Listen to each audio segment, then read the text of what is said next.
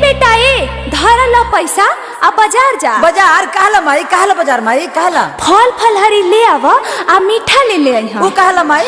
अरे तहरा खातिर जितिया कइले बानी, पुआ बनाएब। ठीक बा माई दा।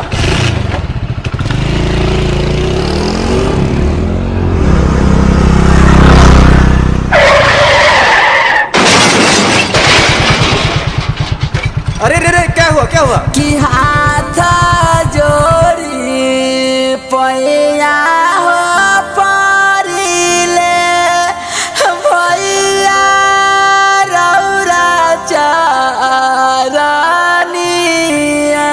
घर मना तोर मैया जितिया कैले लो वही से बच गेले।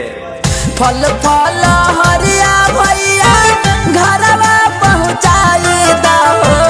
फल फल हरिया भैया घरवा पहुँचाई दहो।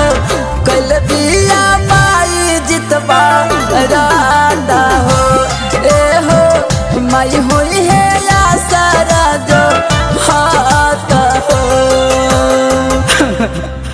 भैया हमर माई जितिया कैले भैया भैया फलवा पहुँचा दो। हमरा माई के बोला द।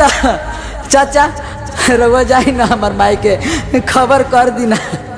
सुन रहा गिरवा घरे खबर पहुँचाई द। माई के हमरा जाके केहू बताई द।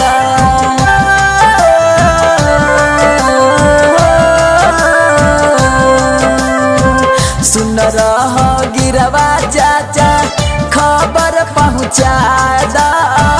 मैया से हमारा जाके केहू बता दा। ए चाची तोर बेटा के धक्का लग गया। आय हमर बेटा के एक्सीडेंट हो गए। अरे कोने बा हमर बेटा, कोने बा हमर बेटा। हे जितिया गोसाई अगर रउआ में शक्ति होई त हमर बेटा के जियाई। हम रउआ खातिर जितिया कइले बानी। हे बेटा कब ना कसुरवा भइले जितिया गोसाईया हो। छिन ले लो बेटा हमार हो। सुन लागे घरवा दुआर हो। काहे छिन ले लो बेटा हमार हो। हे जितिया गोसाई अगर रउआ में शक्ति बा त हमर बेटा के अभी जियाई। ना त पूरा दुनिया पूरा संसार रउआ से भरोसा तोड़ दी। रउआ से भरोसा तोड़ दी।